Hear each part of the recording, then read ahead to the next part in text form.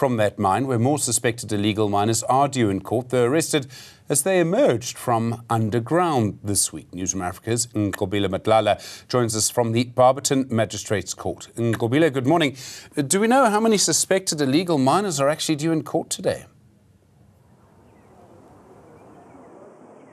Well, Stephen, so what we are expecting is that about 24 miners will appear before court today. Now, they did surface on Monday, and they make they're basically part of the 550 that have surfaced from the Sheba mine. But we know that at this point is that the police have been looking at their documentation. One of the major issues with regards to what has taken place is that most of the suspected illegal miners are said to be from outside the country. So the police have to work with the Department of Immigration or the Department of Home Affairs to sort of figure out where they're from, how they got into the country, and sort of look in terms of the charges, because others will then be charged with being illegally in the country. But I am, of course, joined by the spokesperson for SAPS within the province, Donald Mdhluli. Could you perhaps give us details with regards to the 24 people that are appearing today? Where exactly are they from, and do you have more details around them? Yes, good morning to you as well as to the viewers. The 24 that are coming today, they are from various countries. Though it's a bit of a challenge because, for instance, we had an incident where someone said they are South African because they speak Swati, and in this province there are people who are speaking Swati, of which, as you correctly indicated, we're working with officials from Home Affairs because it's a challenge, because one doesn't have any documentation whatsoever to can prove that they are from a certain country. However, a majority of them, as we indicated previously, they are mixed bag.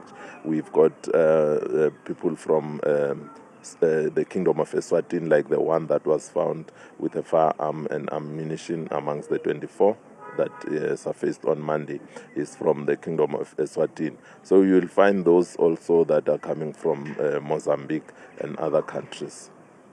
And so what is your work now going forward with regards to the 24 and the 30 that we saw that surfaced yesterday? With these ones, they will appear in court, and the court will decide what's the way forward. So we'll wait for that court decision today as they appear.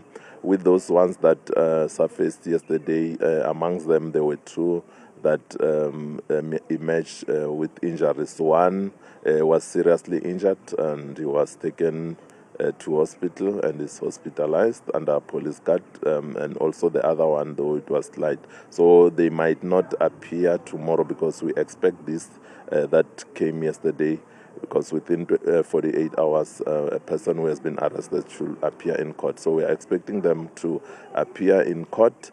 Then further details in terms of them, their nationalities, and as well as age will be shared in due course. All right. And we know that Operation Valamgodi is still very much active in various parts of this province. But what is the operation that is taking place now?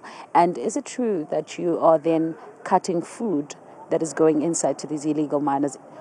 Mind you, suspected illegal miners, we know that what they're doing might be illegal. Yes, the Operation Valamgodi is a national operation that is continuing.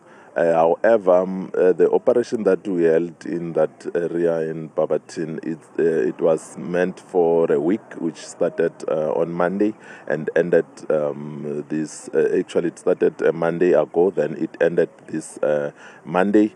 Though Operation Valamgodi continues, where we monitor. So we've got our officials there, or the law enforcement agencies in that mine, that are continuing. Coming to the issue of us starving people that are underground, that is not true. It was somehow, I don't know who communicated that. But what we said was that we were intensifying our operation in that area. And due to that, the people that are conducting illegal mining, they were those that were in the surface, that were out providing food and whatever. They were no longer, because of the presence of us there, able to give those food items and other things to those that were underground.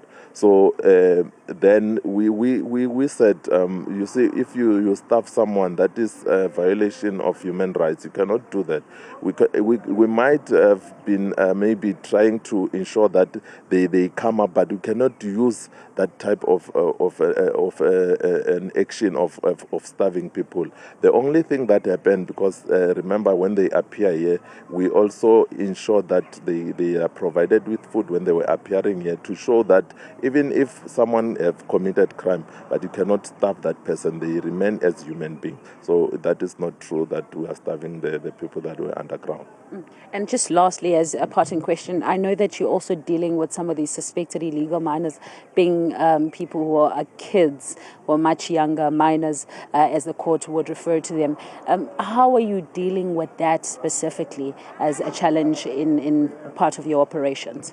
We are working collaboratively with officials from Department of Social Development, because we realized among the 496 that were arrested on Friday, 6 were minors, and they were separated as they came to court on Monday. So they are assisting us because according to Child Justice Act, you have to involve probation officers. So they are assisting us in that manner, and the court will then take a decision from that.